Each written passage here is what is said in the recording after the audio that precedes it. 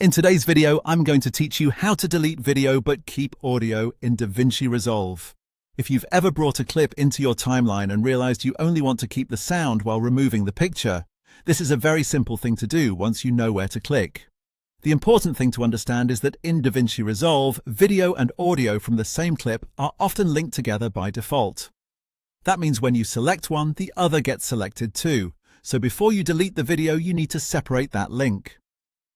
Start by going to your timeline and locating the clip you want to edit. Click on the clip and take a look at what gets highlighted. If both the video portion and the audio portion become highlighted at the same time, that tells you the clip is currently linked. This is normal, and it just means DaVinci Resolve is treating the video and audio as one connected piece. To separate them, right-click on the selected clip. In the menu that appears, look for the option called Link Clips. If that option is checked, click it to turn it off. This will unlink the video and audio so you can work with them independently.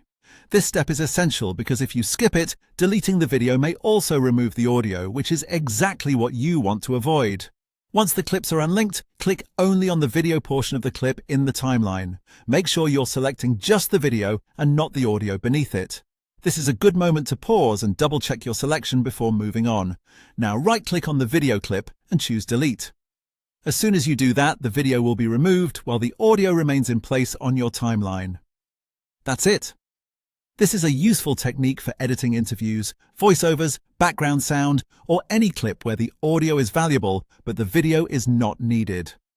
Just remember, if both parts of the clip highlight together, unlink them first, then select only the video and delete it. If you want the cleanest result, it also helps to zoom in on your timeline a little so you can clearly see what you're selecting. That makes it easier to avoid accidentally clicking the wrong part of the clip, and that's how to delete video while keeping the audio in DaVinci Resolve.